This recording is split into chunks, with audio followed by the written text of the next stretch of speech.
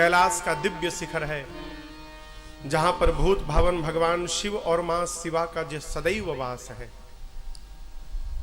उस कैलाश पर एक विशाल बट कहे तो बरगद का वृक्ष है। गोस्वामी जी परिचय कराते हैं, नित नूतन सुंदर सब काला। किसी भी काल में, किसी भी ऋतु में उस बट वृक्ष के पत्ते सूखते नहीं है। क्यों महाराज? कारण एक है भजन।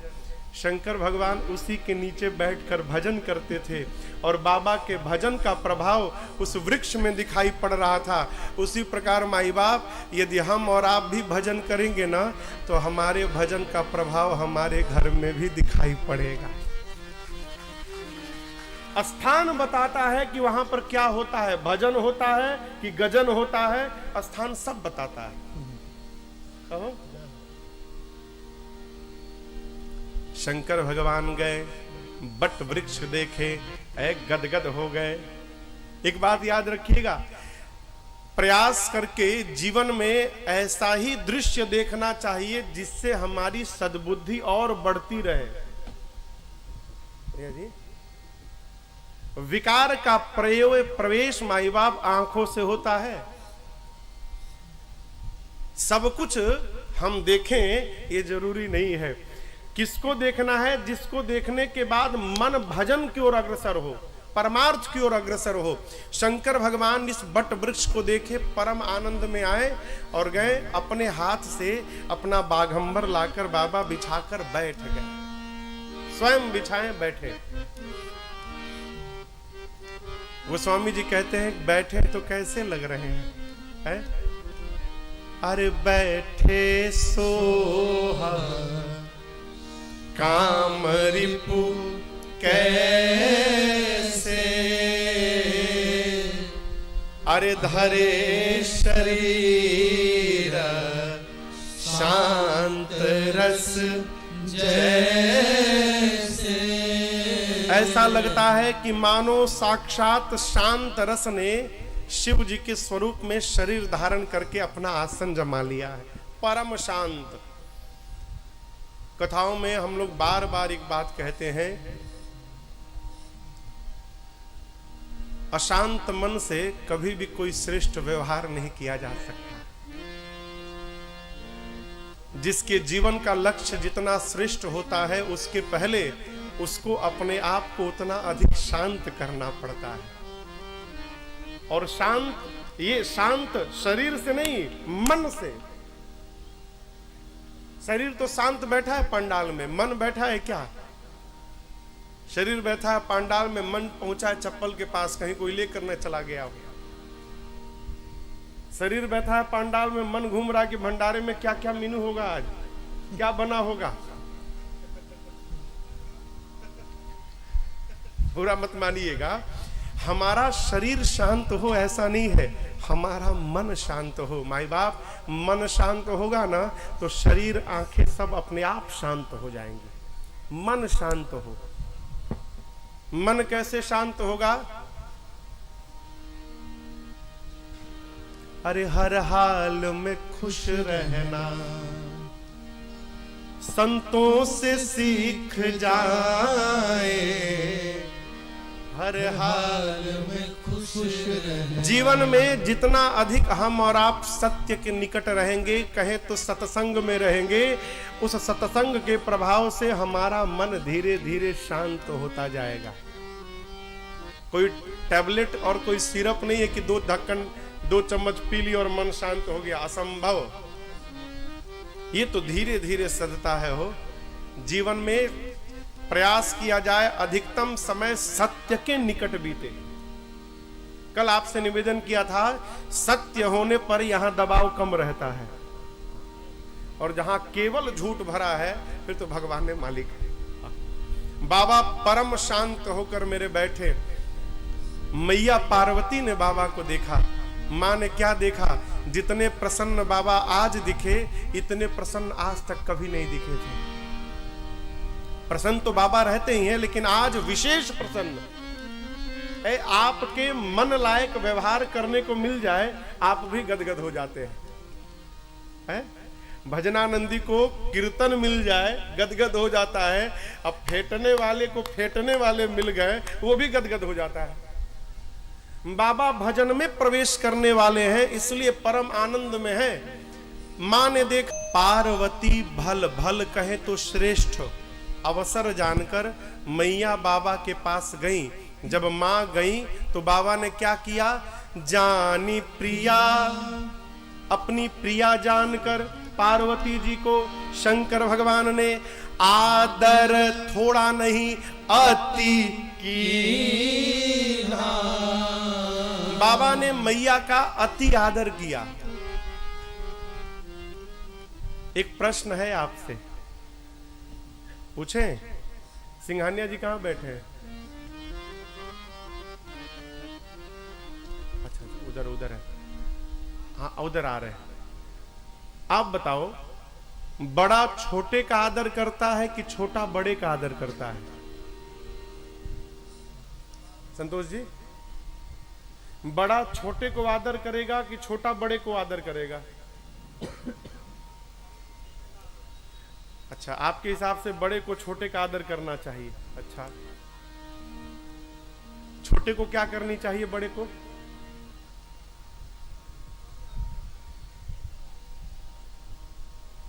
नियम है छोटा बड़े का आदर करे और बड़ा छोटे पर अपनी ममता बरसाए।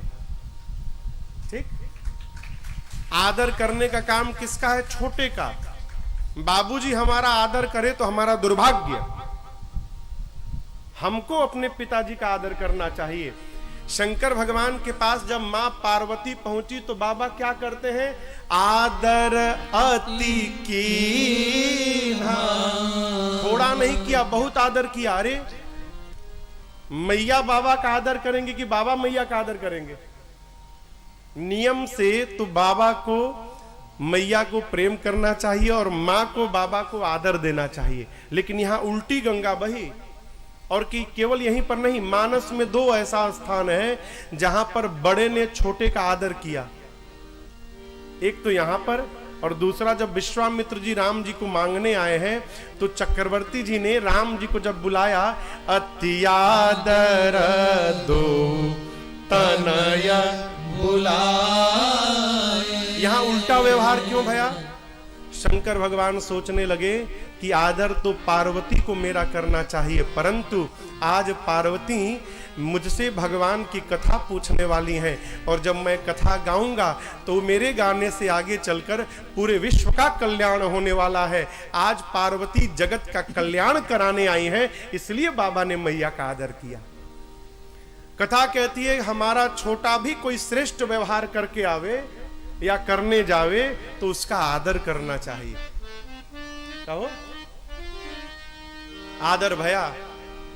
बाबा ने अपने बामांग में मां को स्थान दिया। मां गदगद, पिछले जन्म का स्मरण करके, पिछले जन्म में मैं गई थी, बाबा ने सन्मुख बिठाया था, आज अपने बामांग में स्थान दिया। मां गदगद हो गई। बाबा ने कहा कुछ पूछना चाहती हैं आप? मां ने कहा प्रभु पूछना चाहती हूं, यदि आप मुझे सत्य में अपने चरणों की दासी मानते हैं नाथ, तो आप मेरे इस अज्ञान का हरण कर लीजिए। आप तीनों लोक के स्वामी हैं, आप मेरे नाथ हैं। चर अचर नाग नर देवता सब आपके चरणों की सेवा करते हैं। बाबा ने कहा आपको भ्रम क्या है? मां ने कहा प्रभु, जो मुनि लोग परमार्थ तत्ववेत्ता होते हैं, परमार्थ पथ पे चलने वाले होते हैं, वो कहते हैं कि राम जी ब्रह्म है। शेष सरस्वती वेद पुराण सब राम जी की महिमा गाते हैं और सब राम जी को ब्रह्म बताते हैं। आपको देखती हूं, आप भी दिन रात कैलाश में बैठकर और आदर पूर्वक राम राम राम राम जपते रहते। प्रभु मैं पूछना चाहती हूं, आप सब लोग जिस राम की बात चर्चा कर रहे हैं, ये अयोध्या वाले महाराज दशरथ जी के आंगन में खेलने वाले राम जी हैं क्या, कि कोई दूसरे अलौकिक अजन्मा परम तत्व है? प्रश्न क्यों है? क्योंकि आप कह रहे हैं सब लोग कि राम जी ब्रह्म है। ब्रह्म का जन्म नहीं होता, ब्रह्म अजन्मा होता है। यदि राम ब्रह्म है तो भला ब्रह्म जन्म लेके राजा का बेटा कैसे बन गया? और यदि राम जी राजा के पुत्र हैं तो राजपुत्र को आप लोग ब्रह्म क्यों कह रहे हैं? पिछले जन्म में उनकी लीला देखकर इस जन्म में आपके मुख से उनकी महिमा सुनकर प्रभु मेरे मन में भ्रम उत्पन्न हो गया है। और एक बात कहे, आप ये मत समझिएगा कि आपकी पार्वती आपके साथ विवाद कर रही है। नाथ, सत्य मानिएगा, आज मैं आपसे विवाद नहीं, आज मैं आपके साथ संवाद करना चाहती हूं। मैं राम जी की कथा सुनना चाहती हूं। नाथ, आप सबसे पहले बताइए, वो निर्गुण ब्रह्म सगुण कैसे हो गए? अजन्मा जन्म ले लिया, निराकार साकार हो गया, ये कैसे भया? फिर राम जी के जन्म की कथा सुनाइए, बाल लीला सुनाइए, धनुष यज्ञ विवाह सुनाइए। विवाहोपरांत राजा बनते बनते वन में चले गए, क्यों चले गए? वो कारण बताइए। वन में राम जी ने क्या क्या किया वो सुनाइए। कैसे दुष्ट रावण को मारा वो सुनाइए। वापस आए, अयोध्या के राजा बने, राजा बनने के बाद क्या किए वो सुनाइए। कैसे अपनी प्रजा के साथ प्रजा सहित रघुवंश मणि किमि गवने निज धाम, कैसे अपने प्रजा के साथ अपने धाम गए वो बताइए। प्रभु, जो मैंने पूछा वो तो बताइएगा, जो पूछने में छूट गया हो ना, आप उसको भी बता दीजिएगा। मां ने क्रम से प्रश्न किया। हमारे एक चाचा हैं पंडित तारकेश्वर मिश्र राही। चाचा कहते हैं, बाबू, हम कहीं जाते हैं ना तो हमारे जाने से पहले हमारा स्वभाव वहां पहुंच जाता है, हमारा चरित्र पहुंच जाता है। हम बाद में जाते हैं, लेकिन हमारा स्वभाव, हमारा चरित्र, हमारा गुण दोष पहले पहुंच जाता है। हमने कहा कैसे चाचा जी? तो बोले, कल्पना करो कोई आदमी आने वाला है, कोई व्यक्ति आने वाला है। यदि साधु होगा तो वो, उसकी सूचना आई है, वो अभी नहीं आया है, पता चला है कि अमुक आ रहे हैं, तो घर में लोग बात करते हैं, अरे आनंद आएगा, साधु है वो, बड़े सज्जन है, बताओ चरित्र पहुंचा कि नहीं पहुंचा। कोई दुष्ट आने वाला रहता है तो आदमी कहता है कहां से आ गया, बड़ा दुष्ट आदमी है, क्यों आ रहा है घर में। हम बाद में जाते हैं, हमारा नाम सुनते ही हमारा स्वभाव पहले पहुंच जाता है। क्यों कह रहा हूं?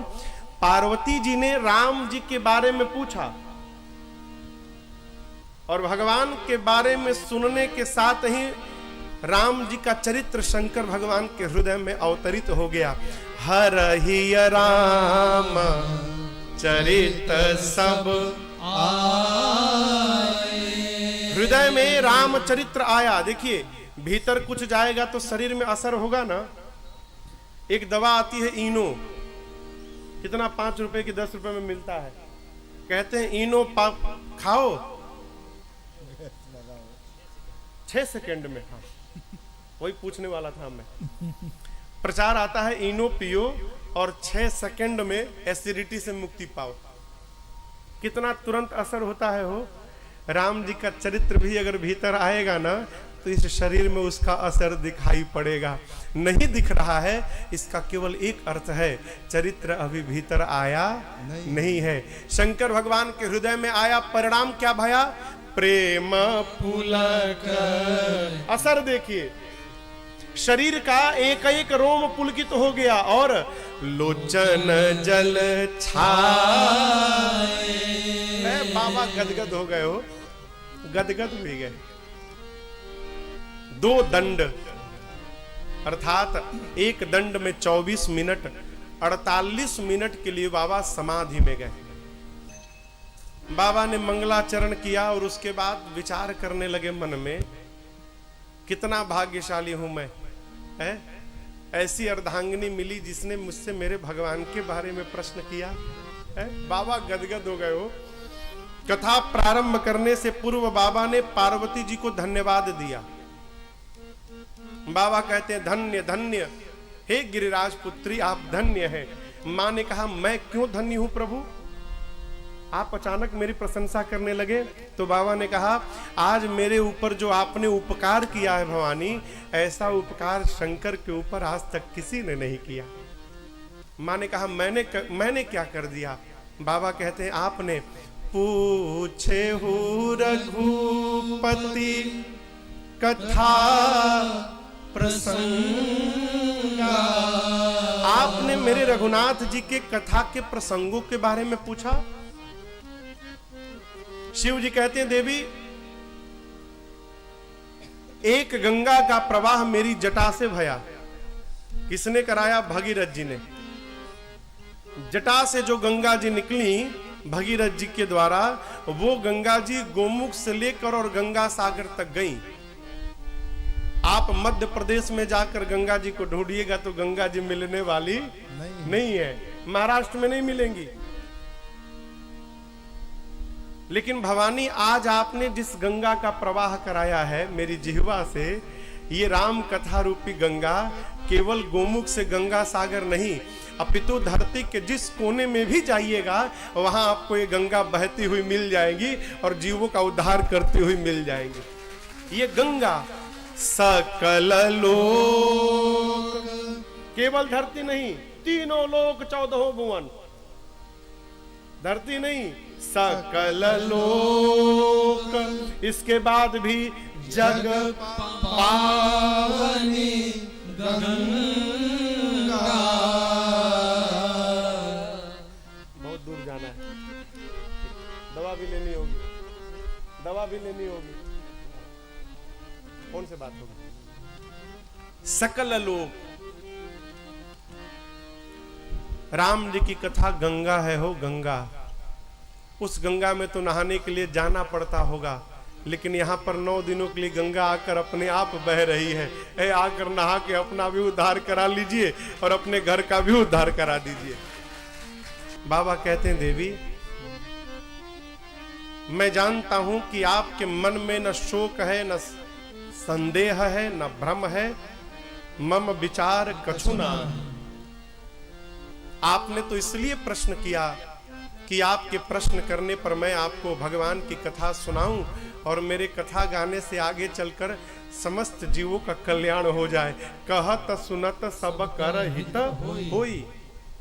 आपसे एक बात बताऊं भवानी जी, जिनके कानों में राम जी की कथा, भगवान की कथा नहीं गई ना, वो कान नहीं है, वो सांप का बिल है।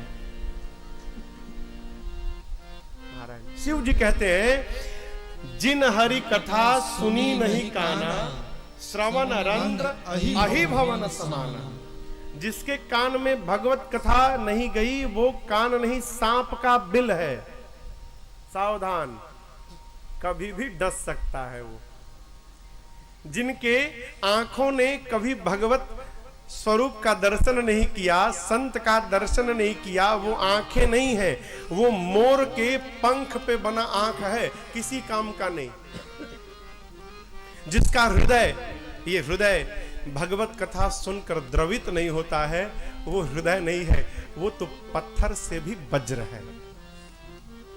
शंकर जी कहते देवी, जिसका सिर कभी भी अपने श्रेष्ठ के चरणों में न झुके, सदगुरु के चरण में न झुके, वो सिर नहीं है, कड़वी लौका है, किसी काम का नहीं।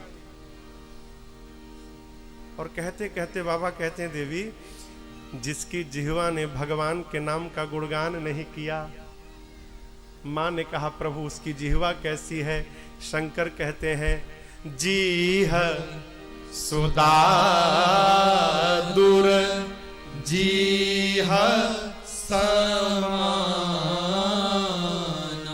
बाबा कहते हैं कि भवानी जी, जिसकी जिह्वा कभी भी भगवत गुणगान ना करे, उसकी जिह्वा मनुष्य की नहीं, दादुर की है। अब आप कहोगे महाराज दादुर क्या?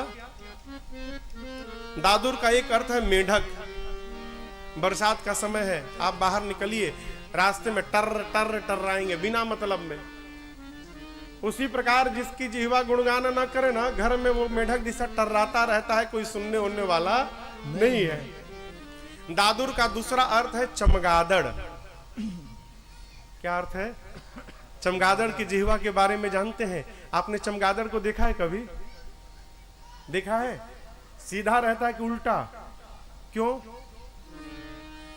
ऐसा क्यों है भाई? सारे पक्षी सीधा बैठते हैं, चमगादड़ उल्टा क्यों बैठता है? उल्टा लटका रहता है, वो पांव ऊपर मुख नीचे। चमगादड़ के शरीर में मल मूत्र त्याग करने का अंग नहीं होता। वो जिस मुख से भोजन करता है उसी मुख से क्षय करता है, इसलिए उल्टा लटका रहता है और उसका मुख नीचे की ओर रहता है। शंकर भगवान कहते हैं, देवी जिसकी जिह्वा भगवान का गुण ना करे, गुणगान न करे, उसकी जिह्वा चमगादड़ की जिह्वा है। सावधान। अब चमगादड़ का बनाना है कि मनुष्य का बनाना है, वो हमारे आपके हाथ में है। कई लोग कहते हैं महाराज 60 के बाद करेंगे, रहोगे तब न करोगे। हाँ, धरती पर एकमात्र एक व्यक्ति था जो ये दावे के साथ कह सकता था कि मैं कल का सवेरा देखूंगा, दावे के साथ। कौन? राजा परीक्षित। वो कह सकते थे कि 7 दिन के भीतर कोई माई का लाल मुझे मार नहीं सकता। वो जानते थे कि 7वें दिन तक्षक नाग उन्हें डसने वाला है। हम आप तो उतना भी गारंटी नहीं दे सकते कि कल जी पाएंगे। कोई नहीं कह सकता माई बाप। क्षणभंगुर जीवन की कलिका। क्षणभंगुर जानते हैं ना, पानी का बुलबुला, उठा और समाप्त। ये जीवन उतना ही है, जितना बीत रहा है ये बोनस में मिल रहा है हम लोगों को।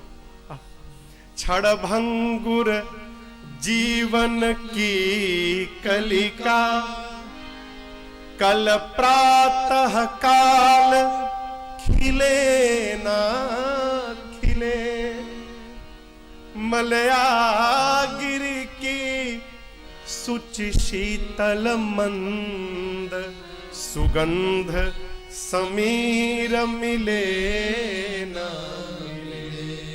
क्यों महाराज? अरे क्यों? कलिकाल कुठार लिए फिरता। काल कुठार लेके घूम रहा है, न जाने कब चला दे, और तन नम्र से चोट झिले ना झिले। इसलिए अरे जपले हरि नाम, अरे रसना,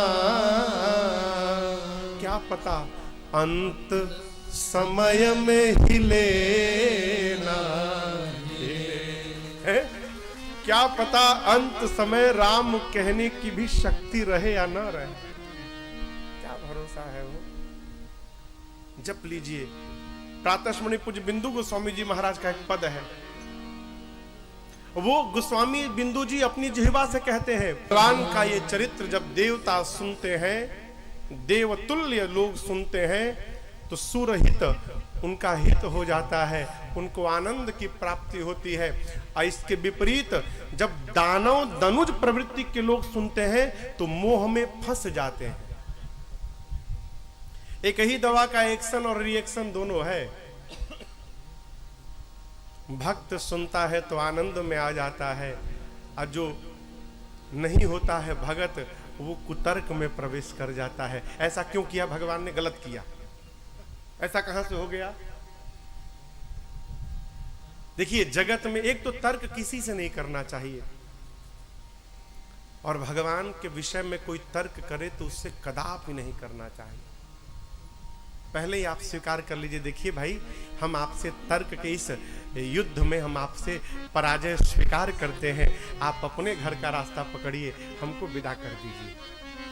क्यों? जितना आप अझुराइएगा ना, आपका भजन भी उतना समाप्त होते जाएगा। कदापि नहीं पढ़ना चाहिए। आप जानते हैं ना कि आप सही हैं, प्रमाण की क्या आवश्यकता है? सबसे बड़ा प्रमाण तो हमारा हृदय देता है, हो हम सही है कि गलत है, हा? कहो। बाबा कहते हैं, देवी राम कथा सुरधेनु सम, सेवत सब सुखदान, सत समाज सुरलोक सब, को न सुने अस जान। बाबा कहते हैं, देवी राम जी की कथा कामधेनु है, सुरधेनु सम, उसकी जैसी है। जीव के समस्त शुभ कामनाओं को पूर्ण करने वाली है ये राम कथा। ऐसा जानकर कहो, कौन है जो इस कामधेनु रूपी कथा का सेवन न करे।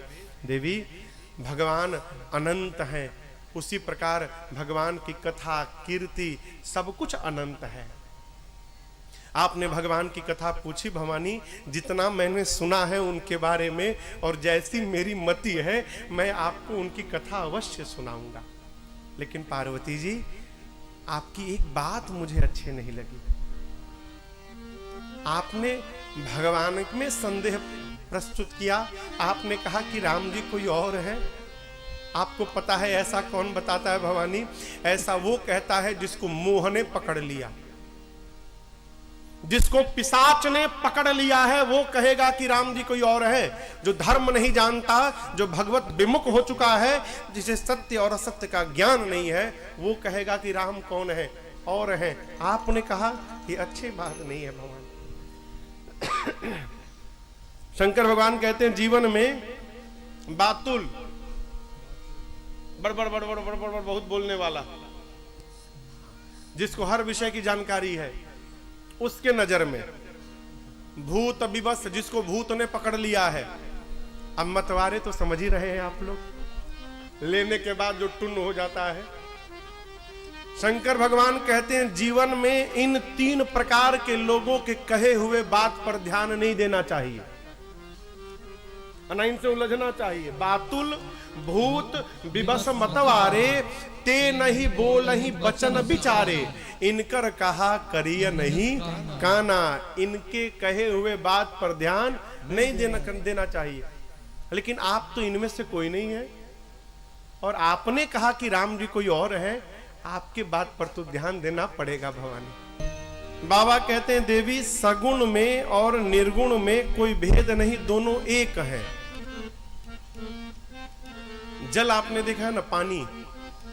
आप बताइए पानी का क्या आकार है? कोई आकार है क्या? ग्लास में रखिए तो ग्लास का आकार हो जाता है, थाली में रखिए तो थाली का आकार ले लेता है। वही पानी ग्लास में है तो ग्लास का आकार, वही ग्लास का पानी कटोरी में डालिए तो कटोरी का आकार, और वही कटोरी का पानी 2 घंटा के लिए फ्रीजर में डाल के निकाल लीजिए तो कटोरी में है तो कटोरी का आकार है ना, बर्फ का।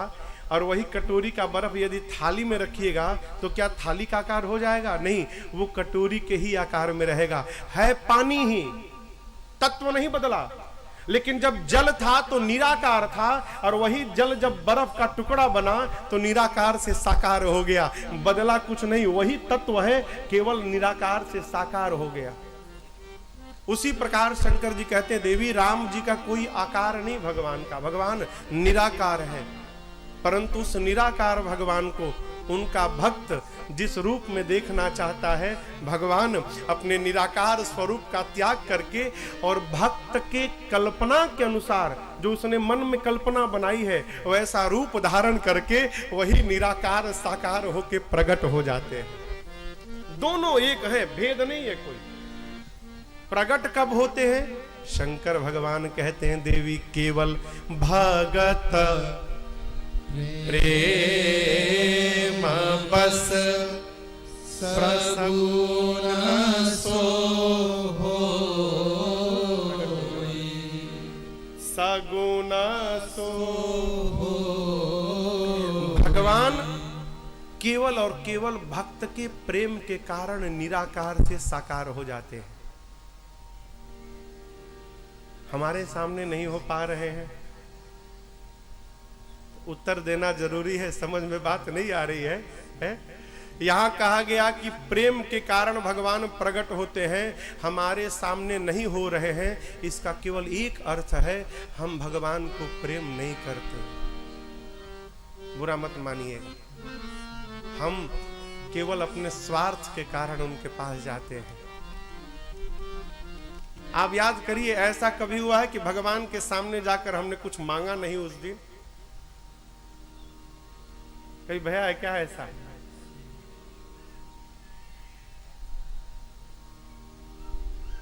आब गयो आदर गयो और नयनन गयो स्नेह। आब मने पानी, चेहरे का पानी, एक होता है पानी, पानी बचाओ यार अपना। आब गयो आदर गयो और नयनन गयो स्नेह, ये तीनों तब ही गयो जब ही कहा कछु देह। जहां आपने किसी से मांगा हो प्रेम समाप्त, विश्वास ना हो तो मांग कर देख लीजिएगा। व्यवहारिक बात कह रहा हूं, आप ही के घर में रोज सवेरे कोई आकर 100 रुपया 200 रुपया मांगे, कितने दिन दीजिएगा? हाँ? 1 दिन 2 दिन 1 हफ्ता 2 हफ्ता, उसके बाद कहेगा फिर आ गया मांगेगा, भगाओ इसको भगाओ, कह दो मैं घर में नहीं हूं, कहेंगे ना। जब आपको कोई रोज रोज मांगे तो अच्छा नहीं लगता। विचार करिएगा, हम इनसे रोज रोज मांगते हैं, इनको अच्छा लगता होगा क्या?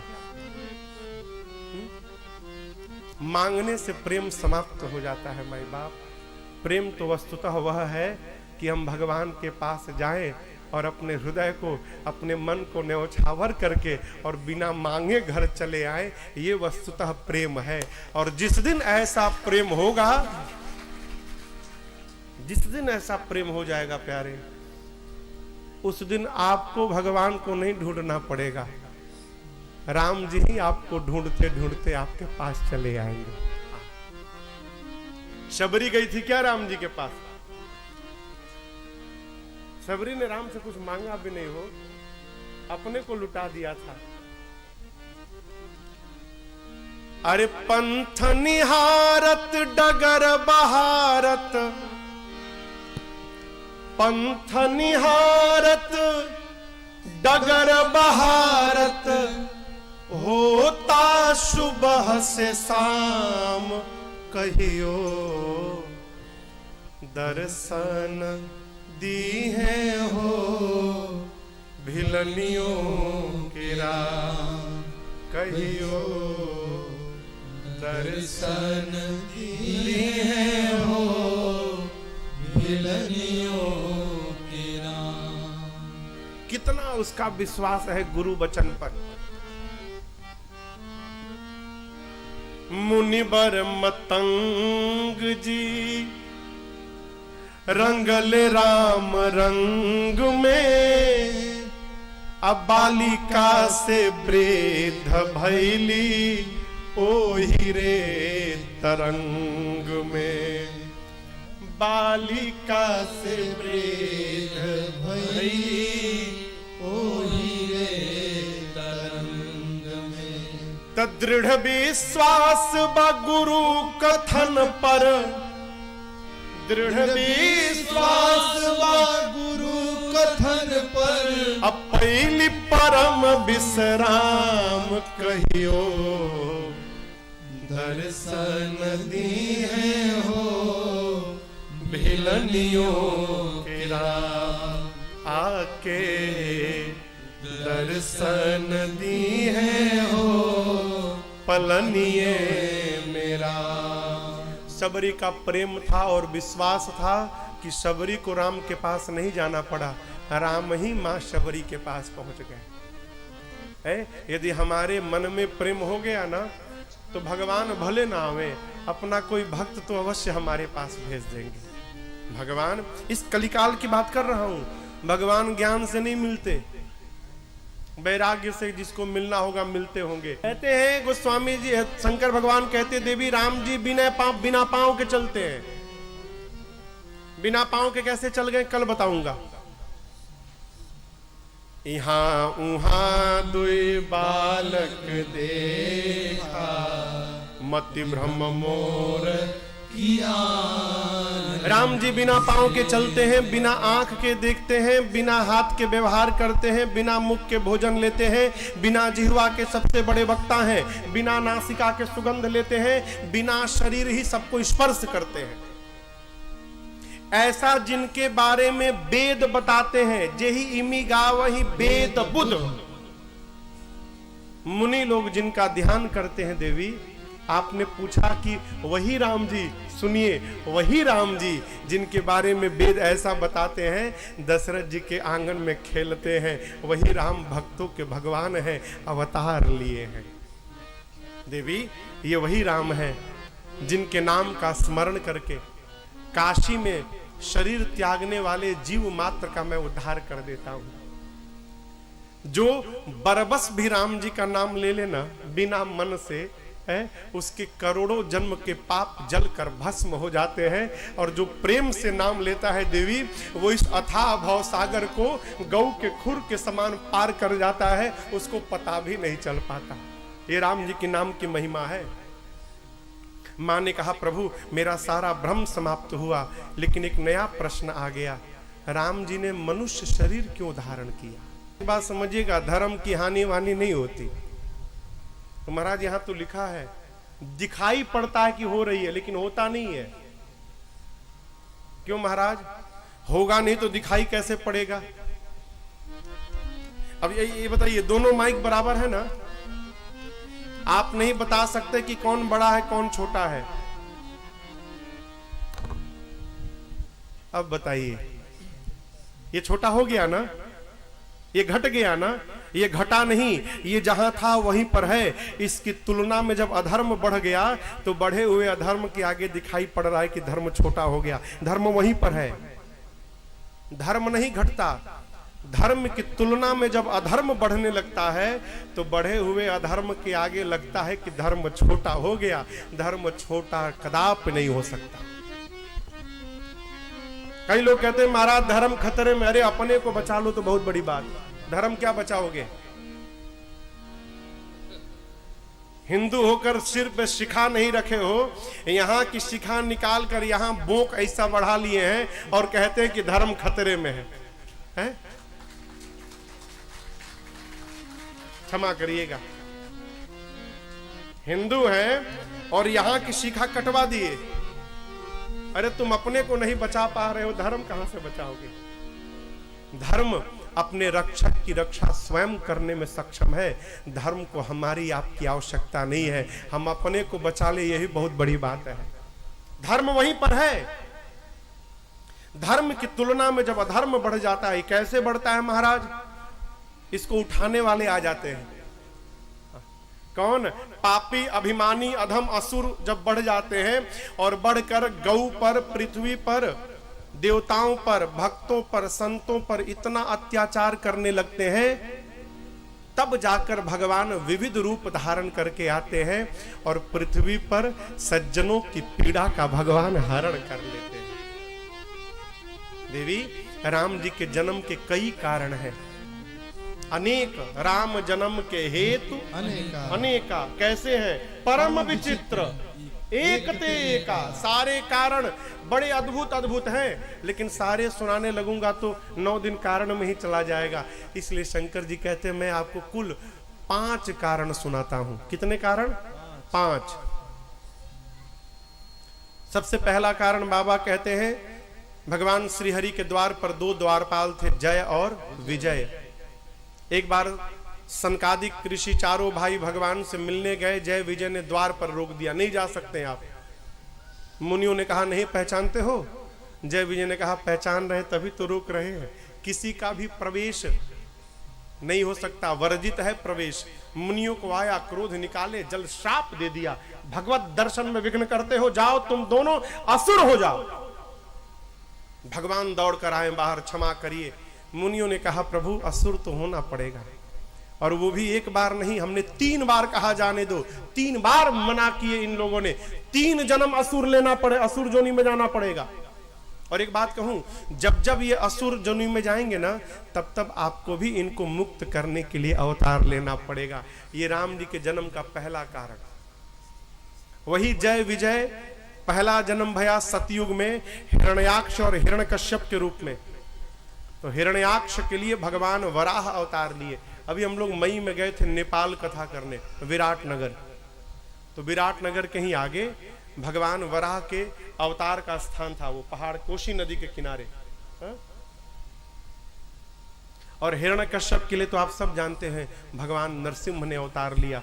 दूसरा जन्म त्रेता में रावण और कुंभकर्ण के रूप में भया, जिनके लिए राम जी अवतार लिए। और वही जय विजय तीसरा जन्म द्वापर में शिशुपाल और दंत वक्र के रूप में लिए, जिनके लिए परमात्मा श्री कृष्ण ने अवतार लिया। ये राम जी के जन्म का पहला कारण। दूसरे कारण में ये जो तुलसी मैया है ना, इन्होंने भगवान को श्राप दे दिया। पिछले जन्म में ये वृंदा थी, इनका नाम था वृंदा। असुर कुल में जन्म होने के कारण असुरों के राजा जलंधर से वृंदा का विवाह भया। परंतु वृंदा परम भागवत थी, भगवान की अनन्य भक्त थी और अपने पति के चरणों में निष्ठ थी वो वृंदा। और वृंदा के सतीत्व के कवच के कारण, पातिव्रत धर्म के कवच के कारण ऐसा कवच बन गया जलंधर के चारों तरफ कि युद्ध में कोई भी देवता जलंधर को मार नहीं पाया। सारा देव समाज भगवान श्री हरि के पास गया, प्रभु कुछ करिए, वो मारा नहीं जा पा रहा है। भगवान ने कहा जाओ युद्ध करो, मैं कुछ करता हूं। देवता जाकर युद्ध के लिए ललकारे।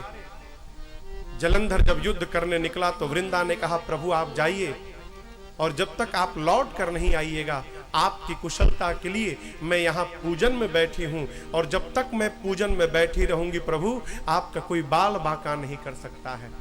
जलंधर गया युद्ध करने, और इधर भगवान क्या किए कि जलंधर का रूप बनाकर और वृंदा के सामने चले आए। वृंदा ने अपने पति का स्वरूप देखा तो उसे लगा कि मेरा पति आ गया।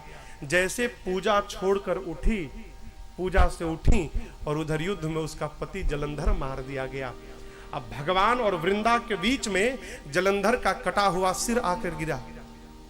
वृंदा ने जब अपने पति का सिर देखा और सामने पति का स्वरूप, पूछा कौन हो तुम?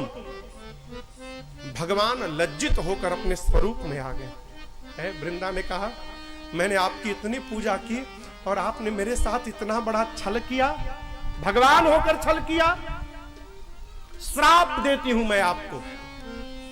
आप जिस प्रकार छल करके आपने मेरे पति को मेरे से दूर किया, एक दिन यही मेरा पति छल करके आपके पत्नी को आपसे दूर करेगा। आपने भगवान होकर जड़वत व्यवहार किया। तुरंत वृंदा ने भगवान को शाप देकर पत्थर का बना दिया। उसी समय भगवान शालिग्राम के रूप में आ गए। अब जब भगवान शालिग्राम के रूप में आया, हाहाकार मच गया। सृष्टि कैसे चलेगी?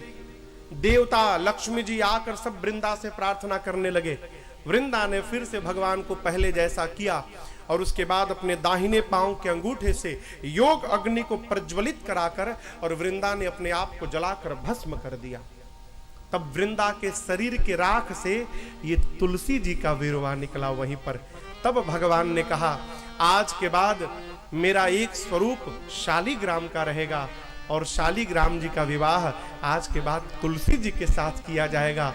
और वहीं पर भगवान ने एक और बात कही, आज के बाद जब तक मेरे भोजन में भोग में तुलसी दल नहीं पड़ेगा, मैं कोई भी भोग स्वीकार करने वाला नहीं हूं। ये राम जी के जन्म का दूसरा कारण। तीसरा कारण, नारद श्राप दीन एक बारा, कलप एकते ही लगी अवतारा। शंकर भगवान ने कहा देवी एक बार नारद जी ने भगवान को श्राप दे दिया। मां बोली नारद जी ऐसा कैसे हो सकता है प्रभु? नारद विष्णु भगत पुनि ज्ञानी ज्ञानी है, भगवान के भक्त हैं। अवश्य भगवान ने ऐसा कोई अपराध किया होगा कि मेरे गुरुदेव को विवश होकर श्राप देनी पड़ी। यहां देखिए गुरु भक्ति। यहां इस प्रसंग से एक बात सीखने योग्य है, आप जिसको प्रेम करते हैं उसकी बुराई सुनना बंद कर दीजिए। आपका प्रेम कभी जीवन में समाप्त नहीं हो सकता है। प्रेम तभी संबंध समाप्त होता है जब हम बुराई सुनने लगते हैं। पार्वती जी क्या कहती हैं? गुरु जी से अपराध नहीं हुआ होगा, अवश्य भगवान ने ऐसा कोई अपराध किया होगा कि मेरे गुरु जी को विवश होकर श्राप देना पड़ा। कहिए क्या अपराध रमापति कीन्हा, भगवान ने कौन सा अपराध कर दिया? शंकर भगवान मन ही मन कहे, देवी मैं बताना तो नहीं चाहता था, लेकिन अब आप सुनने के लिए आतुर है तो मैं बता देता हूं। एक बार नारद जी हिमालय के गुफा में आश्रम में तप में बैठे थे और नारद जी की तपस्या को देखकर देवराज इंद्र डर गए। इंद्र को लगा कि कहीं नारद जी तपस्या करके हमारी कुर्सी तो ना मांग ली है। कुर्सी पर बैठा आदमी रात को सोते समय भी कुर्सी के बारे में ही सोचता है, कहीं कुर्सी ना उतर जाए, चली जाए। अब सोचे कहीं नारद जी मेरी कुर्सी मांग लेंगे तो क्या होगा, फिर तपस्या तोड़ो इनकी। भेजा कामदेव को, जाओ इनका तपस्या भंग करो। लेकिन माई बाप, नारद जी बैठे भगवान के नाम का स्मरण करके, कामदेव आया और परास्त हो गया। मन में हार स्वीकार करके डर गया और जाकर नारद जी के चरणों में गिर गया। कौन? कामदेव। जब काम नारद जी के चरणों में गिरा तो नारद जी का नेत्र खुल गया। बोले देखे काम मेरे पांव में उठाया, पूछा यहां पर क्या कर रहे हो? कामदेव ने पूरी बात बताई। नारद जी ने क्षमा किया, ठीक है जाओ, विदा किया। अब नारद जी सोचने लगे कि मैंने काम को परास्त किया, काम को तो शिव जी ने भी परास्त किया, लेकिन बाबा अपने क्रोध पर विजय नहीं प्राप्त कर पाए थे और मैंने तो कामदेव को क्षमा कर दिया। अरे मैं तो थोड़ा सा आगे निकल गया हूं शंकर जी से अब, और जिसको पीछे छोड़ा हूं चलकर उन्हीं को बताऊं कि हरा दिया हूं। पहुंच गए कैलाश। कौन? नारद जी। शंकर भगवान सोचे राम जी का भगत राम कथा सुनाएगा, आज नारद जी काम कथा सुनाए। शंकर भगवान सुनते रहे और बोले नारद जी एक बात कहे, हमसे तो सुनाया कोई बात नहीं, लेकिन भगवान से भूल कर भी मत सुनाइएगा, चर्चा चले भी तो बात को बदल दीजिएगा। नारद जी को लगा कि लगता है हमारी उपलब्धि को बर्दाश्त नहीं कर पा रहे हैं, इनको जलन हो रही है, नहीं चाहते कि दुनिया जाने। मना किया था, माने नहीं माने, पहुंच गए। भगवान के नाम का गुणगान करते करते नारद जी पहुंच गए। कहां? क्षीर सिंधु गमने मुनिनाथा। क्षीर सिंधु पहुंच गए। भगवान ने नारद जी का स्वागत किया, बिठाया। अब नारद जी सोचने लगे कि कैसे, अब भाई अपनी बात बताने के लिए कोई क्लू चाहिए ना, कैसे तपाक से बोल दे भाई, कोई बात बढ़े तो। अब नारद जी सोच रहे थे कैसे अपनी बात बताऊं, कैसे बताऊं। तब तक भगवान ने पूछ दिया, क्या? बहुते दिनन कीन्ह मुनि दाया। अरे नारद जी बहुत दिनों बाद आपने आज दया की मेरे ऊपर। नारद जी सोचे बस ये तो ढूंढ रहा था। बोले अब क्या बताऊं प्रभु, अब इतना विलंब भया, उसका कारण है हिमालय में बैठा था समाधि में ध्यान में, ये हुआ वो हुआ। शंकर भगवान मना किए थे मत बताना, सब बता दिए, सब बता दिए। भगवान कह रहे नारद जी आप ब्रह्मचर्य व्रत रत मत धीरा, आप ब्रह्मचर्य व्रत में रत हैं, मत धीर हैं, आप परम विरक्त हैं, काम आपका क्या बिगाड़ सकता है। नारद जी तो सुनकर प्रसन्न भय, लेकिन मन ही मन सोचते हैं कि मेरी उपलब्धि है, और ऊपर से कह रहे हैं प्रभु आप ही की कृपा है, सब झूठ है। लेकिन भगवान तो सब जानते हैं। भगवान समझ गए कि मेरे भक्त के हृदय में अहंकार का बीज पड़ गया है, और यदि मैंने अभी इस बीज को नहीं निकाला तो आगे चलकर विशाल वृक्ष बन जाएगा और इसको काट कर निकालना पड़ेगा तो और कठिनाई होगी, अभी निकालो। भगवान ने माया फैलाई, नारद जी चले। रास्ते में माया का नगर, माया का राजा, माया के राजा की बेटी, भगवान की माया ही बेटी बन गई विश्व मोहिनी, राजा शील निधि, माया का नगर दिखाई पड़ा। नारद जी बोले जाते समय तो ये शहर नहीं था, ये नया शहर कहां से आ गया, और इतनी भीड़। किसी से पूछा तो उसने कहा कि हमारे महाराज शील निधि जी की बिटिया विश्व मोहिनी का स्वयंवर होने वाला है। नारद जी कहे अब आया हूं तो एक बार देख लूं क्या है यहाँ पर। गए राज दरबार, शील निधि ने स्वागत किया, बिठाया और अपनी बेटी विश्व मोहिनी को बुलाकर नारद जी से कहा, तनिक बिटिया का हाथ देखकर बताइए तो इसमें क्या क्या लिखा है। नारद जी पकड़े हाथ, देखने लगे चेहरा और बहुत देर तक देखते रहे। शील निधि ने कहा कि नारद जी चेहरा नहीं हाथ देखना है। हाथ देखे तो हाथ की रेखा में लिखा था कि जो अमर होगा, तीनों लोक का जो स्वामी होगा, युद्ध में जिसको कोई परास्त नहीं कर सकता, वही कन्या का पति होगा। नारद जी इस बात को उल्टा पढ़ गए। नारद जी पढ़ लिए कि जिससे विवाह हो जाएगा वही अमर, वही तीनों लोक का स्वामी और उसको कोई परास्त नहीं कर सकता। उसमें लिखा था जो होगा उसके साथ विवाह होगा। नारद जी पढ़ लिए जिससे विवाह होगा वो हो जाएगा। अब इसको छिपा गए। अब मनगढ़ंत बात बताकर वहां से चले और सोचने लगे, हे विधि मिलई कवन विधि पाला, क्यों जप तप कछु न होई तेरी का। समय नहीं है कि मैं तपस्या करके वरदान प्राप्त कर लूं, जप तप करने का समय नहीं है। हे विधाता, आप किस विधि से कन्या मिलेगी कुछ समझ में नहीं आ रहा है। आज ही 1 घंटे बाद स्वयंवर है, अब क्या करूं। तो बहुत सोचने के बाद दिमाग लगाए नारद जी। वो कन्या विश्व मोहिनी है, अब भगवान विश्व मोहन है, तो क्यों ना विश्व मोहन का चेहरा एक दिन के लिए उधार मांग लिया जाए। भगवान का चेहरा उधार मांगकर अब पहन के जाऊंगा तो भगवान का चेहरा देखते गले में माला मिल जाएगी मुझे। बोले बस बस यही करना है। लगे भगवान को बुलाने। भगवान तो पहले से तैयार बैठे थे। भगवान प्रकट भय, नारद जी से कहा, प्रभु ने क्यों बुलाया नारद जी। नारद जी कहे, प्रभु आपन रूप देहु प्रभु मोही, आन भांति नहीं पावो। नारद जी कहे, प्रभु अपना चेहरा उधार दीजिए एक दिन के लिए। भगवान बोले, चेहरा क्या करिएगा। प्रभु विवाह करना है। भगवान मन में सोचे, चेहरा हमारा, ब्याह त्योहार।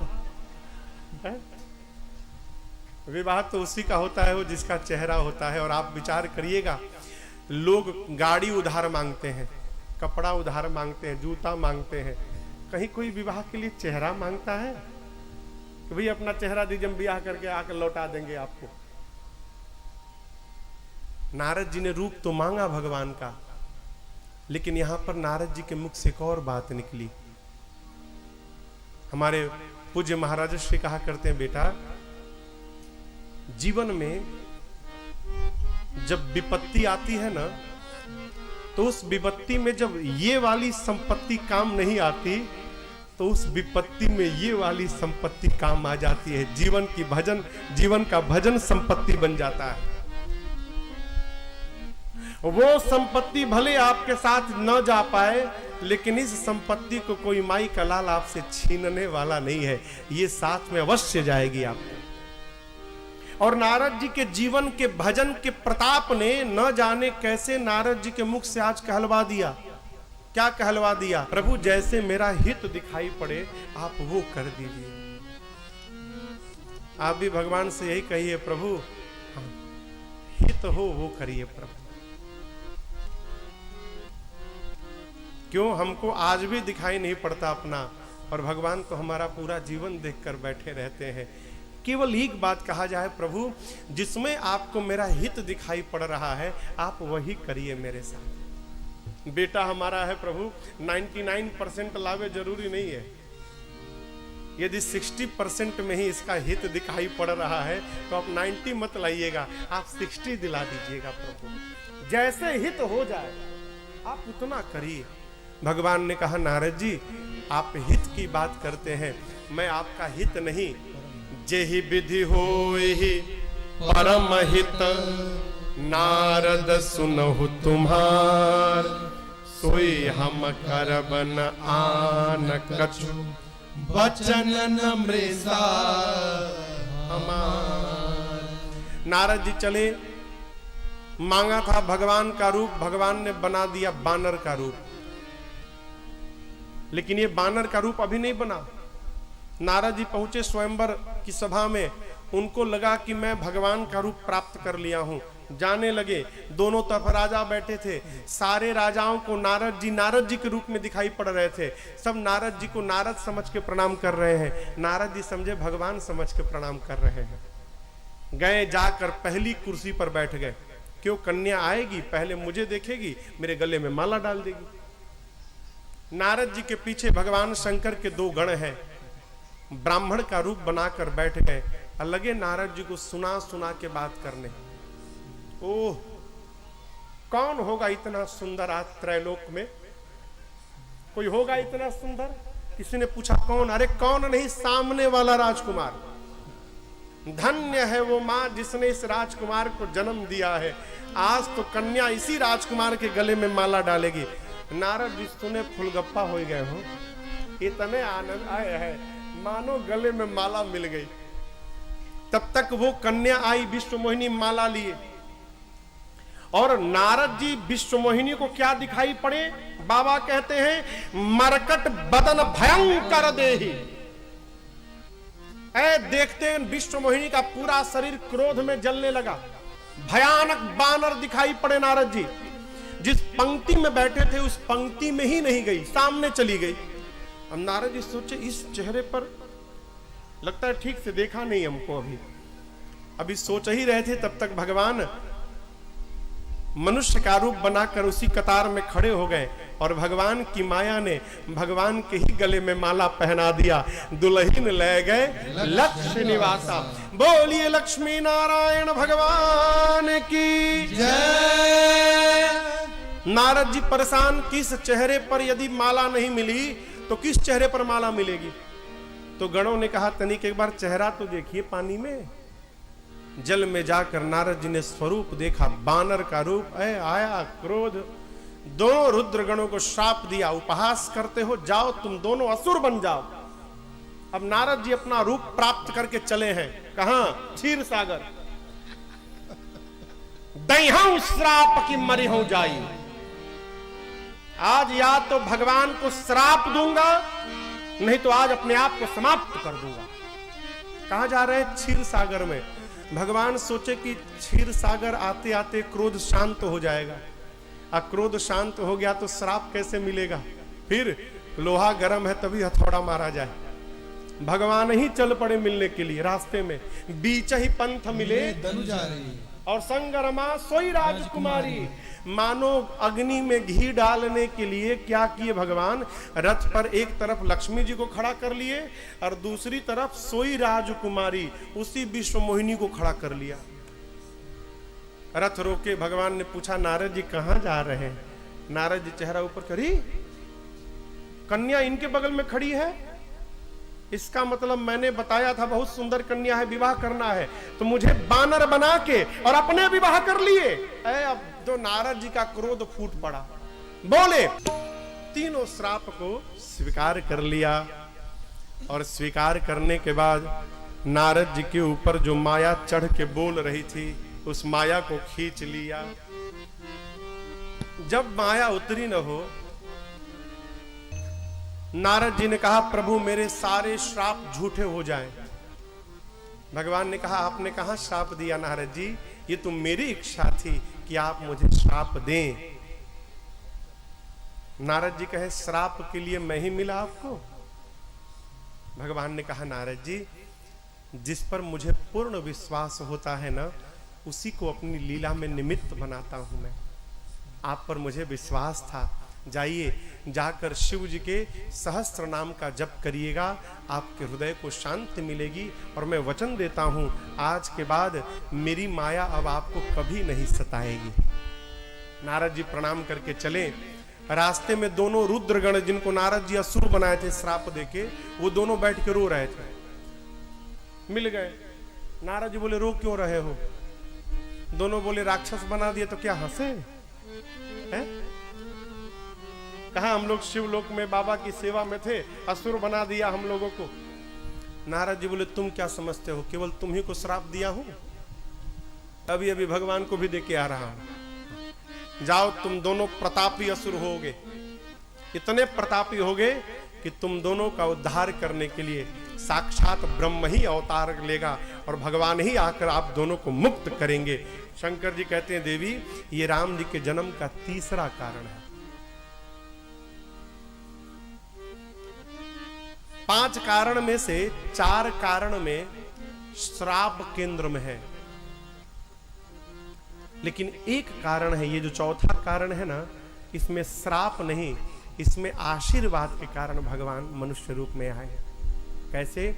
सृष्टि के आदि माता पिता स्वयंभू मनु और मां शत्रुपा जी चौथे पन में आकर दोनों पति पत्नी इसी नैमिषारण्य में आकर कठोर तपस्या की। 23,000 वर्ष तक, 23,000 वर्ष तक जब तपस्या किए तो भगवान की ब्रह्मवाणी भई। तपस्या करते करते शरीर इतना गल गया था कि लगता था मानो अस्थि के ऊपर चमड़े का कपड़ा पहनाया गया है। अस्थि मात्र होई रहे शरीरा, तदपि मनाग मन ही नहीं पीरा।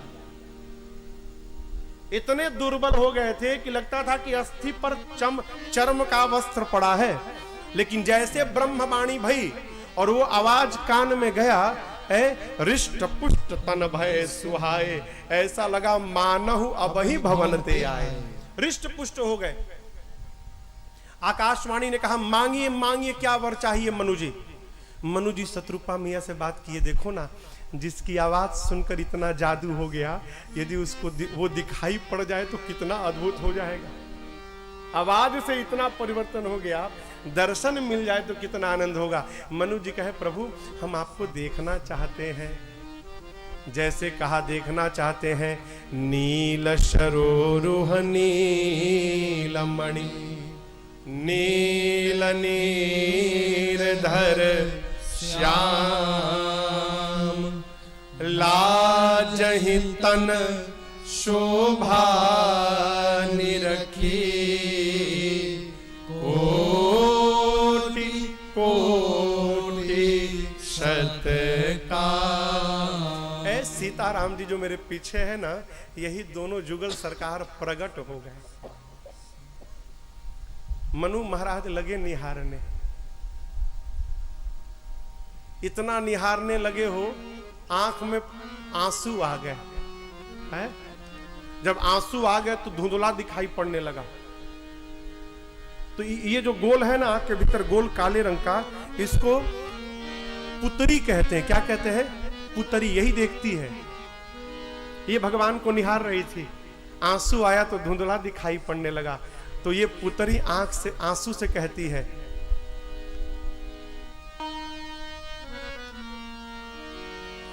असुआ कहे पाव पखारन दे। पुत्री कह रही है, अरे जल्दी हटो हटो, दिखाई नहीं दे रहा है। आंसू कहते, केवल तुम ही देखोगे, हमको भगवान के चरणों को धोना है। पुतरी कहे मार्ग से हट जा, असुआ कहे पाव पखारन दे। पल के कहे, लड़ोगे तुम दोनों, लड़ोगे, एक काम करो, पल के कहे मुंह दिले राघव को, अखिया कहे अभी और निहारन दे। सब लड़ रहे हो, सब लड़ रहे हैं। मनु महाराज टकटकी लगाकर देखने लगे भगवान को। सोचे आपस में शत्रुपा जी से बात करते हैं, शत्रुपा बड़े हैं तो इतने सुंदर हैं, जब ये बालक होंगे तो कितने सुंदर होंगे। एक बार कहूं क्या कि बालक बन के दिखा दीजिए। फिर सोचे अभी कहूंगा तो दिखाएंगे और फिर चले जाएंगे, क्यों न इन्हीं को बेटे के रूप में मांग लो। ये मेरे बेटे बन जाएंगे ना तो जीवन भर इनको निहारता रहूंगा, गोद में खिलाता रहूंगा। लेकिन एक समस्या है। क्या? कोई भी पुत्र अपने पिताजी से कह सकता है कि पिताजी अगले जन्म में आप बेटा बनिएगा, हम बाप बनेंगे आपका। कोई कहेगा क्या है? मनु महाराज उपाय निकाले, कहे प्रभु मैं चाहूं तुम ही समान सुत, प्रभु सन कवन दुरा। प्रभु आप तो सब जानते हैं, आपको भला कौन मांग सकता है? आपको नहीं चाहता, आपके जैसा बेटा चाहता हूं। देखिए चतुराई, क्या बोले? आपके समान पुत्र, आप नहीं प्रभु, आप नहीं, आपके जैसा चलेगा। अब भगवान सोचे देखो बेटा बापे से चतुराई किए जा रहा है, अब हम अपने जैसा कहां ढूंढने जाएंगे? भगवान भी मुस्कुराए, कहे मनु जी अब हम आप सरी से खो जाऊं कहां जाई, कहां ढूंढने जाऊंगा? चलिए वरदान देता हूं, मैं स्वयं आपके घर आपका बेटा बन के अवतार लूंगा, मैं स्वयं आऊंगा। मनु महाराज का लालच देखिए और बढ़ गया, कहे चलो ये तो पक्का हो गया, भगवान आएंगे। अब देखिए कहते प्रभु देखिए अब आप ये अपनी ओर से कहे हैं, मैंने आपको नहीं मांगा, लेकिन अब आप दे दिए तो आपको आना पड़ेगा। मैंने जो मांगा वो तो खाली रह गया, मैंने आपके जैसा मांगा था। भगवान कहे मनु जी चलिए ये भी देता हूं, मैं तो आऊंगा ही और अपने साथ अपने जैसे को भी लेकर आऊंगा। भगवान के जैसे भगवान ने भरत भैया को अपने साथ ले आया। मनु जी गदगद हो गए, गदगद हो गए हो। शत्रुपा मैया से भगवान ने कहा देवी आप भी कुछ मांगिए। शत्रुपा मैया ने कहा प्रभु चतुर महाराज ने जो मांगा मुझे बहुत अच्छा लगा, मैं तो कहती हूँ प्रभु आप अपने भक्तों को जो मति, जो गति, जो रहनी, जो विवेक, जो सुख, जो भाग्य प्रदान करते, आनंद प्रदान करते, प्रभु आप कृपा करके सब मुझे दे दीजिए, हम ही कृपा करी देव। भगवान ने तुरंत संबंध जोड़ लिया। अभी देवी कह रहे थे और ये कह दिया कि मैं बेटा बन के आऊंगा तो ये पिताजी कहलाएंगे, ये मेरी माँ होगी, तो भगवान अभी संबंध जोड़ लिए। कहते हैं माँ से भगवान ने कहा माँ आपका अलौकिक विवेक कभी समाप्त नहीं होगा। मनु जी कहे प्रभु एक कुछ और चाहिए। क्या चाहिए? आप जब मेरे घर पुत्र बनकर आए ना प्रभु, तो प्रभु मैं आपको ना भगवान न जान पाऊं, मैं जीवन में कभी ये न जान पाऊं कि भगवान मेरे घर पुत्र बनकर आए हैं। क्यों? यदि भगवान जान लूंगा ना आपको प्रेम नहीं कर पाऊंगा, भय लगेगा। मैं चाहता हूं प्रभु संसार का पिता अपनी गोद में जैसे अपने बेटे को खिलाता है मैं उसी प्रकार आपको खिलाता रहूं, मैं आपको भगवान नहीं अपना बेटा जानूं। प्रभु ये आशीर्वाद दे दीजिए मुझे। और कहे प्रभु कदाचित आपसे मेरा विछोह हो जाए ना तो जो गति मणि निकलने के बाद सर्प की हो जाती है नाथ, जो गति जल से निकलने के बाद मछली की हो जाती है, आपसे दूर होने पर मेरी वही गति हो जाए। भगवान ने कहा तथास्तु मनु जी ऐसा ही होगा। आप दोनों लोग जाकर अमरावती में वास करिए, समय आने पर आप दोनों अयोध्या के राजा रानी होंगे और मैं अंशों सहित आऊंगा। ये जो जगत जननी है जानकी जी आदि शक्ति ये भी अवतार लेंगी। शंकर भगवान कहते हैं देवी राम जी के जन्म का चौथा कारण, पांचवें कारण में राम जी से पहले रावण के जन्म की कथा है। हमारे महाराज से कहा करते हैं बेटा सत्संग न मिले तो घबराना नहीं चाहिए। जीवन में कुसंग से बच के रह रहे हैं तो कुसंग से बचना भी एक प्रकार का सत्संग ही कहा गया है। कपड़ा साफ नहीं कर पा रहे कम से कम गंदा तो ना करे, कुसंग कुसंग से बचा जाए। संग किसका करना महाराज? संत का संग करना। क्या होगा? कबीरदास जी बोल गए अरे संतन के सत्संग किया जाए। क्यों? जीवन में क्षण मात्र का कुसंग भया प्रताप भानु को, कपटी मुनि का परिणाम ब्राह्मणों का श्राप लगा और ऐसा श्राप लगा प्रताप भानु रावण बना, छोटा भाई अरिमर्दन कुंभकर्ण बना और प्रताप भानु का जो मंत्री था धर्म रुचि, वो रावण के सौतेले भाई विभीषण बने। रावण दोनों भाइयों को ले जाकर कठोर तपस्या किया। ब्रह्मा जी शंकर जी दोनों लोग गए आशीर्वाद देने, वर देने। ब्रह्मा जी ने रावण से कहा मांगो क्या वर चाहिए। रावण ने पहले मांगा मैं मरूं नहीं। ब्रह्मा जी कहे ये तो नहीं हो सकता, मरना तो पड़ेगा, कुछ और मांगो। तो बहुत विचार करने के बाद सोचा कि बानर और मनुष्य को हम खा जाते हैं, तो वरदान क्या मांगा, बानर मनुज जात दुई बारे। क्या, बंदर और मनुष्य को छोड़कर कोई न मार पाए, ये मारने आएंगे तो हम ही उल्टा इनको खा जाएंगे। ब्रह्मा जी कहे तथास्तु। कुंभकर्ण मांगने वाला था कि 6 महीना जगूं, 1 दिन के लिए सोऊं। ब्रह्मा जी पहले जान गए क्या मांगने वाला है। सोचे 6 महीना जग गया तो पूरी सृष्टि खा जाएगा ये। सरस्वती जी को प्रेरित करके कुंभकर्ण की मति को पलटवा दिया। कहे मांगो, उल्टा मांग लिया। क्या मांगा, 6 महीना सोऊं और 1 दिन के लिए जगूं। ब्रह्मा जी तुरंत बोले तथास्तु, ऐसा ही होगा। वहीं पर रावण सिर पीटने लगा, अब ये तो जीवन भर सोएगा, केवल 1 दिन के लिए जगेगा। यहां पर गोस्वामी जी कहते हैं, क्या चौपाई देखिए, जेहि दिन प्रति आहार कर सोई, विश्व बेग सब चौपट होई। जिस दिन कुंभकर्ण जग कर भोजन करता था, सब चौपट कर देता था रचना, इतना खाता था वो। तो ये काम था, खाओ सो, खाओ सो। हम कुछ कहेंगे नहीं अब,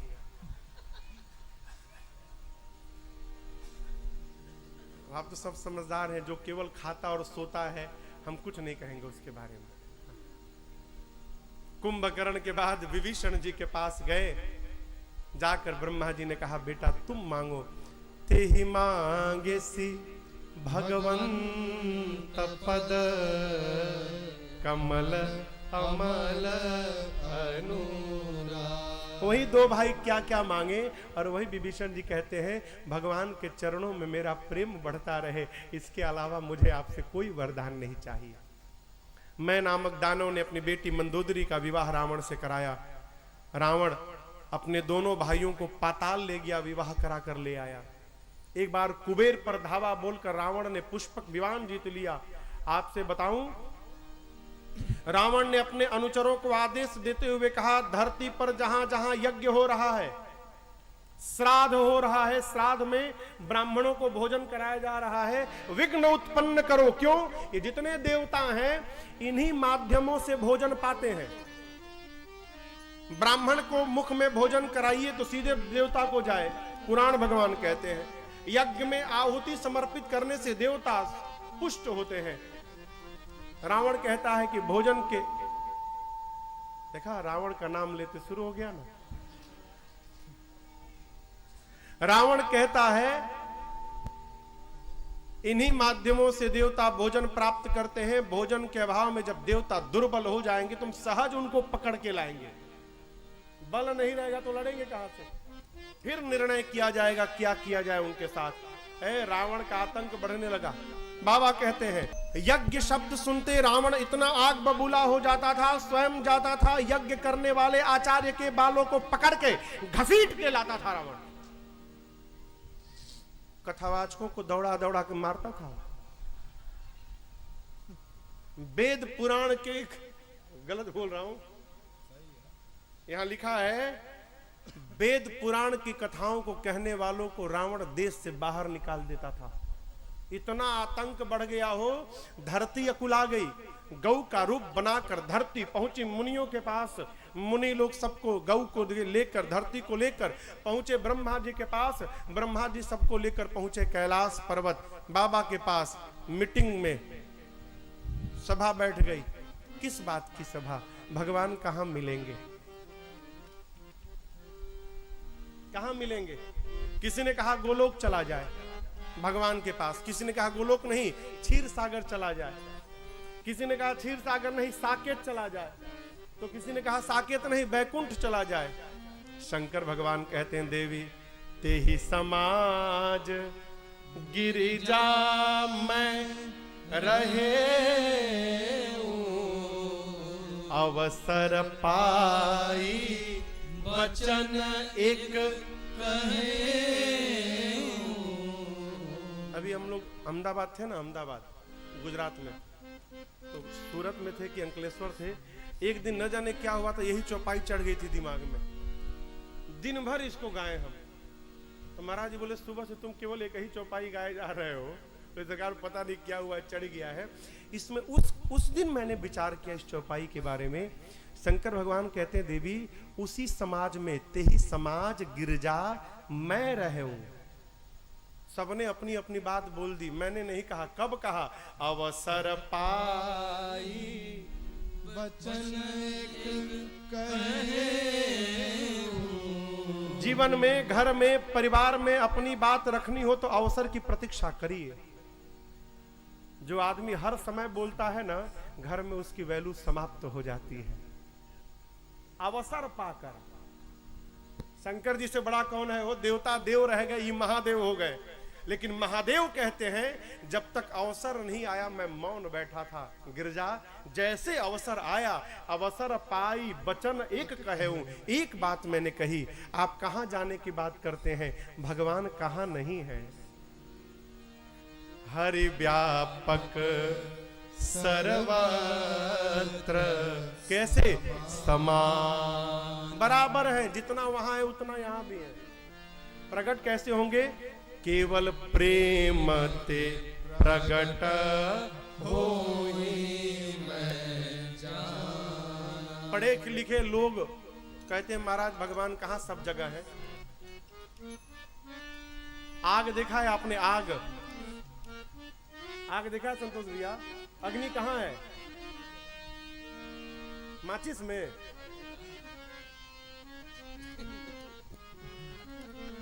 अग्नि कहां है? अग्नि शादी विवाह में अग्नि की साक्षी क्यों होती है?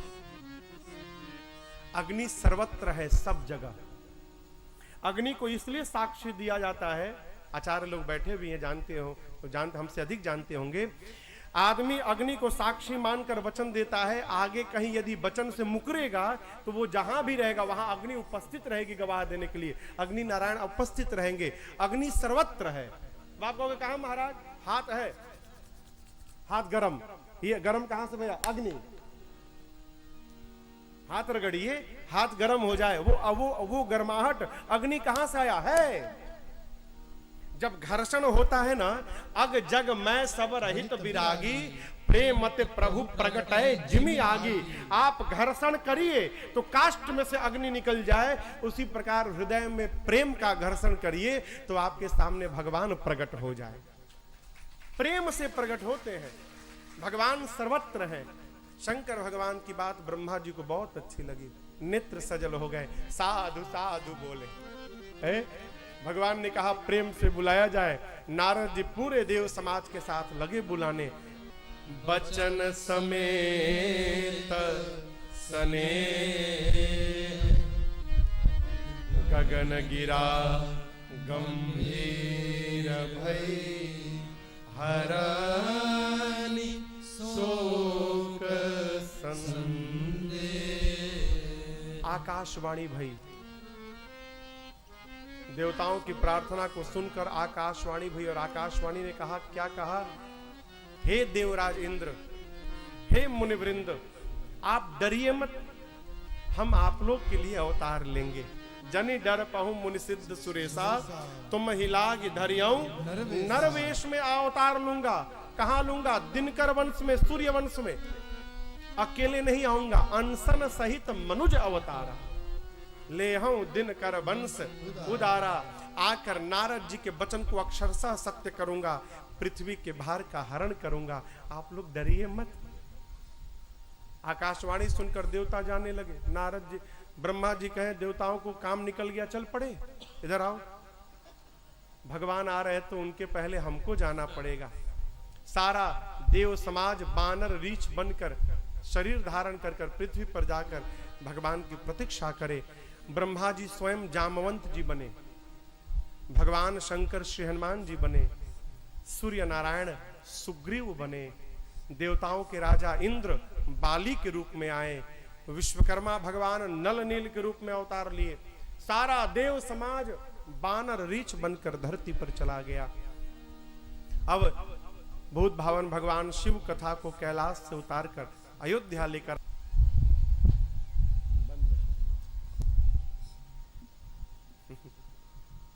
अवधपुरी रघुकुल है, जिसके मणि का नाम है महाराज दशरथ।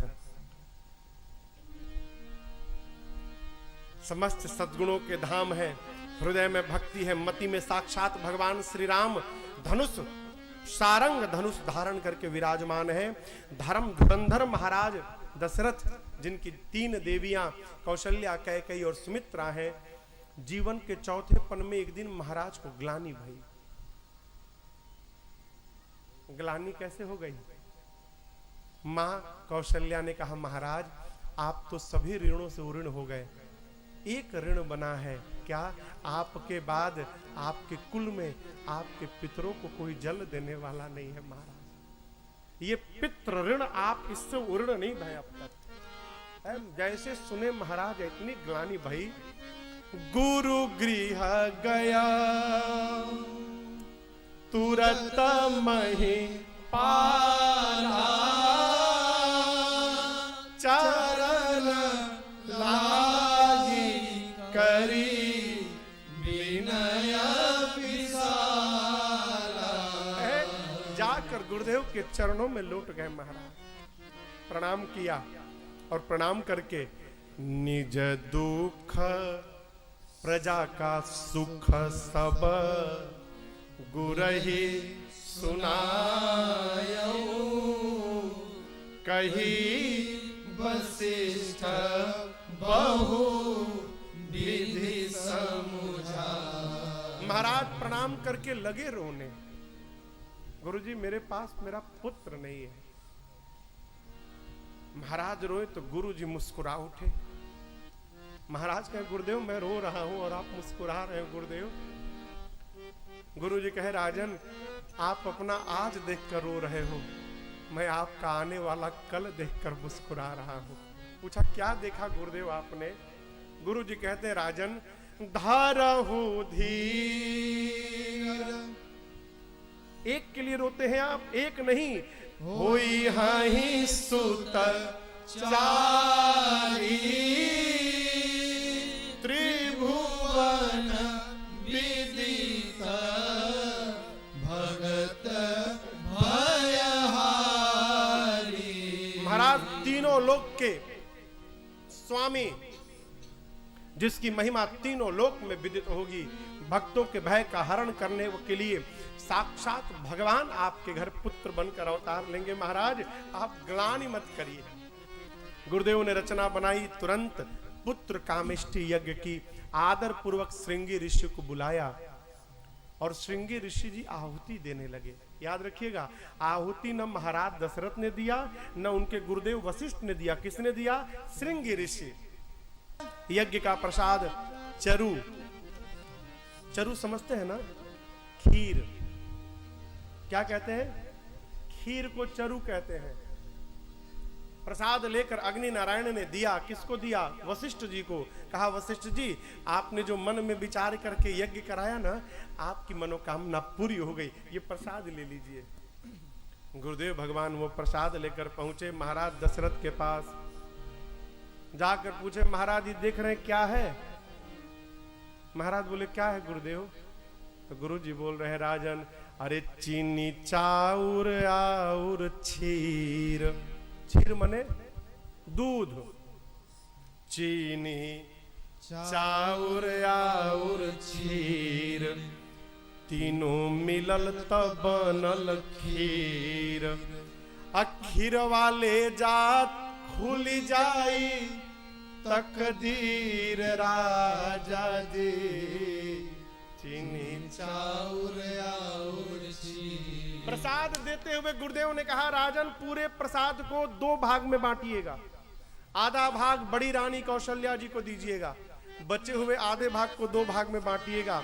पा भाग कैकेयी जी को दीजिएगा और जो पा भाग बचा है ना, उसको फिर 2 भाग में बांटिएगा। एक कौशल्या जी को दीजिएगा और दूसरा कैकेयी जी को देकर कहिएगा, दोनों रानियां अपने अपने हाथों से सुमित्रा जी को प्रसाद दे दें। जैसे गुरुदेव ने बताया प्रसाद का वितरण भया, माताओं ने प्रसाद पाया, और जैसी मेरी माँ कौशल्या ने प्रसाद पाया, अंक में मेरा लाला आया।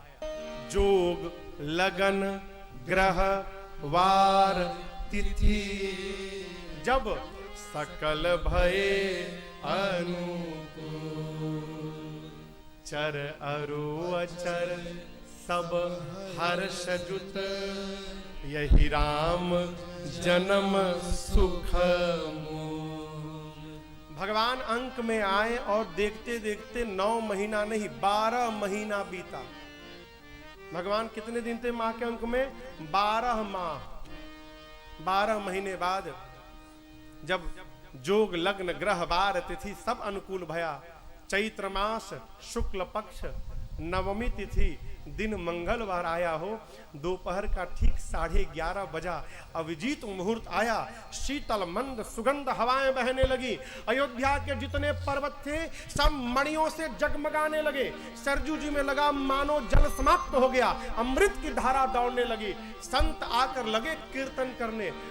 करी जब पहुंचे निज निज धाम, तब जग निवास प्रभु प्रगटे, अखिल लोक विश्राम। देवता स्तुति करके जब अपने अपने लोक चले गए, लोक नहीं, अरे जब वापस चले गए तो आए क्यों थे? अभी तो जन्म भया नहीं। कहां चले गए? सारे देवताओं का स्थान भगवान के शरीर में है। हमारे श्रीधाम के बड़े अद्भुत साधक प्रातस्मरणीय पूज्य कृपा शंकर जी रामायणी कहते थे, सारे देवता मां कौशल्या के अंक में चले गए, और जिस अंग में भगवान के जिस देवता का वास था, सारे जाकर अपने अपने लोक में जाकर बैठ गए। जैसे 12 बजा, मां के कक्ष में मां के अंक से एक प्रकाश पुंज निकला, और वो देखते देखते विराट रूप धारण कर लिया। शंकर भगवान पार्वती जी से बोले, देवी कुछ दिखाई पड़ा? मां ने कहा कुछ नहीं दिखा। बाबा कहते, वो देखिए, विप्रधेनु सुरस संत हित, लीन मनुज अवतार, निज इच्छा निर्मित तन, माया गुण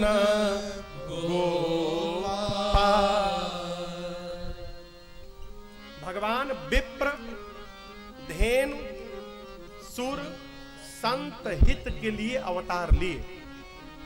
शरीर कैसा बना? निज इच्छा निर्मित तना।